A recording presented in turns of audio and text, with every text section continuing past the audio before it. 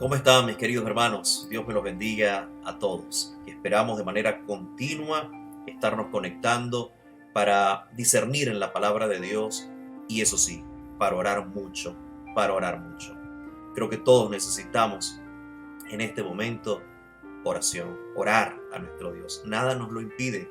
Lo mejor es que esa línea directa con Dios está abierta, no está en suspenso, no está cerrada, está abierta para ti y para mí. Dice la Escritura, mis hermanos, que el Hijo del Hombre no vino para ser servido, sino para servir.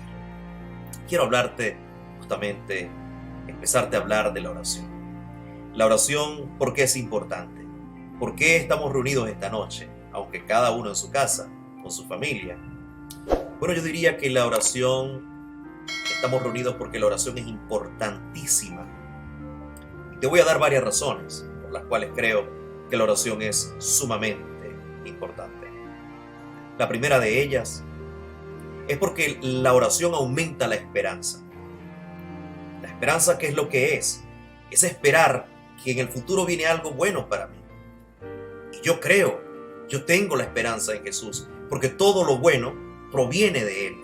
Así que yo creo en Dios y creo que a través de la oración, grandes y buenas cosas vienen rumbo a tu vida y rumbo a la mía. Yo creo en la oración porque la oración disminuye la ansiedad.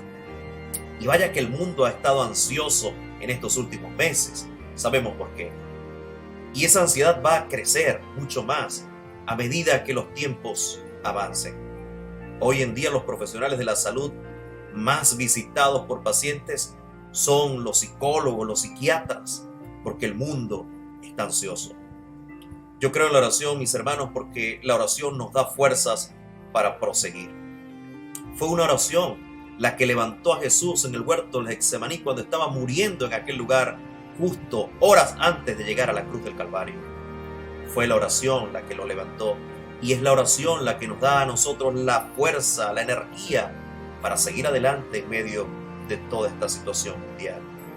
Yo creo en la oración porque la oración nos da la sensación de recogimiento, de saber que estamos bajo las alas del Altísimo, recogidos bajo el poder de Dios. Yo creo en la oración porque la oración nos conecta con Dios, nos conecta con Dios. Vale la pena arrodillarse, vale la pena apartarse, vale la pena estar en comunión con Dios. La oración es ese vehículo que nos lleva a conectarnos con Dios en cualquier momento del día o de la noche. Yo creo en la oración, mis hermanos, porque la oración nos ayuda a terminar con la soledad. Hoy en día, en el siglo de las luces, cuando la tecnología nos quita el sueño literalmente, cuando las redes sociales o en las redes sociales tenemos amigos, muchos amigos, miles de amigos. Sin embargo, y paradójicamente, el mundo y la humanidad se sienten como nunca solos. Pues la oración termina con eso. La oración acaba con la soledad porque te da esa certeza de que Dios está a tu lado cuando estás orando. Yo creo en la oración, ¿saben por qué, hermanos? Porque la oración libera al cristiano de la angustia. Libera al cristiano cuando hay situaciones que atemorizan, que angustian. Es la oración la que trae aliento al alma. Es la oración la que te indica que aunque el problema es grande, más grande es tu Dios, más grande que tu problema, o más grande que tus problemas en plural, más grande que tus problemas es Dios, más grande que mis problemas es Dios, mi Señor. ¿Y cómo yo entiendo eso? Pues la mejor manera de entenderlo es orando. Mis hermanos, nuestra vida debe ser una oración, de principio a fin. Desde que nos levantamos en la mañana hasta que nos acostamos en la noche. Y si te despiertas en la madrugada, conéctate con Dios. Nuestra vida debe ser una oración. Yo creo en la oración, mis hermanos, porque la oración produce quebrantamiento. La oración me hace entender que mis pecados deben ser perdonados. Es a través de la oración, a través de ella yo le confieso a mi Dios mis pecados y Él me da la salud y me da entonces el perdón. Y por si fuera poco, mis hermanos, es a través de la oración que vencemos a Satanás. No hay otra forma de hacerlo. Vivimos en una época ciertamente de mucha maldad. Satanás junto con sus ángeles malos está determinado, ¿saben? Él está decidido a mantener cautivas a las personas que no tienen el conocimiento de Dios o que están distanciadas de Él. Si no nos apoyamos en el poder de la oración, no seremos capaces de vencer el poder de Satanás. Miren, hermanos, el diablo nunca se preocupó mucho por los programas y eventos de la iglesia. Eso no le hace daño a él. Los eventos de la iglesia no le hacen daño a Satanás. Pero nuestro enemigo, Satanás, tiene un miedo mortal por la oración genuina de un cristiano humilde. Cuando un cristiano humilde se aparta a orar, el diablo cual cobarde se va, huye. No de los programas que hacemos en la iglesia. Hay cristianos que basan su fe en los programas, los eventos. Los programas en la iglesia son buenos, necesarios, pero no salvan. Quien te salva y quien te conecta es Cristo, y quien te conecta a ese Cristo es la oración. Por medio del sacrificio de Jesús, Dios nos libera, nos salva y rescata a toda la humanidad del pecado y de la muerte.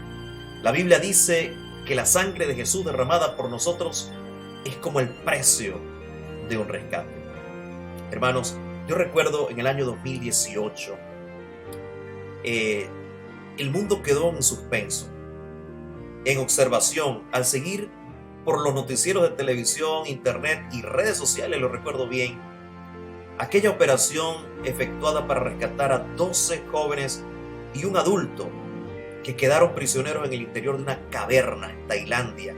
Eso fue en julio del 2018, después de una fuerte tempestad. Ellos entraron a la gruta, entraron a aquella cueva, la marea subió y aquella caverna se llenó de agua, se inundó, haciendo imposible el retorno de estas personas, de estos jóvenes con su instructor. Sabemos que tuvo un final feliz este rescate. A lo largo de la historia de la humanidad han ocurrido varias misiones de rescate en varios lugares del mundo que sí fueron titulares debido al peligro que representaban para los equipos de rescate y también, por supuesto, para las víctimas. ¿Recuerdan aquella que hubo en Chile de los mineros? De aquellos mineros que fueron sacados a través de una cápsula, a través de una membrana que se abrió en la tierra hasta llegar a la cueva donde estaban. Fue sorprendente. Sí, han ocurrido muchos rescates, pero saben, ninguno como el que hizo Jesús. ¿Por qué? Hay tres aspectos que quiero mencionarles sobre el rescate. Recuerden que esta semana vamos a estar hablando del rescate, de esa palabra, rescate. Y hay tres aspectos que quiero mostrarles en esta hora, que tienen que ver con el rescate. El rescate involucra al menos tres aspectos, y uno de ellos es un pago, ni más ni menos. Para rescatar se necesita pagar. Para rescatar se necesita pagar. En segundo lugar, produce liberación este pago, lo que la Biblia también llama redención. Fuimos comprados por Dios. Y en tercer lugar, el precio. ¿Qué precio se pagó por nosotros? ¿Un precio bajo o un precio alto? ¿Qué ocurre cuando tú vas a comprar algo de calidad? ¿Qué precio pagas? ¿Un precio bajo o un precio alto? Generalmente, las cosas de calidad, los artículos de calidad, se pagan a un precio alto. En otras palabras, se paga por lo que vale aquello que quieres obtener. Cuando uno compra algo barato, generalmente lo barato, dicen, sale caro, porque generalmente su calidad es baja. Pero ¿cuál fue el precio que se pagó por nosotros? Así que este rescate se pagó con un precio equivalente o igual al valor de lo que se quería rescatar. Por eso cuando vemos lo que significó ese precio, entendemos que valemos mucho para nuestro Dios. Pero hablemos en primer lugar del pago. La Biblia dice que los cristianos fueron comprados con un precio. Primero los Corintios, el apóstol Pablo habló allí en el capítulo 6, verso 20 y luego en el 7, 23, acerca de este precio. Y el precio fue nada más y nada menos que la sangre de Jesús, que compró personas para Dios, de todo linaje, lengua, pueblo y nación, como dice la Escritura.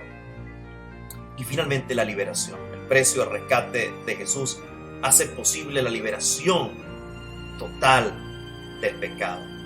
Cuando hablamos de la equivalencia, cuando hablamos del precio que se pagó, ¿cuál fue el precio? Bueno, pudiéramos decir en esta hora que el sacrificio de Jesús corresponde a lo que Adán perdió. ¿Saben qué perdió Adán? Una vida perfecta. La Biblia dice, porque así como la desobediencia o por la desobediencia de un hombre, en este caso Adán, los muchos fueron constituidos pecadores, así también por la obediencia de uno, en este caso Jesús, los muchos serán constituidos justos. Hermanos, este texto explica cómo la muerte de un solo hombre pagó el rescate de muchos pecadores. Así el sacrificio de Jesús es un rescate correspondiente.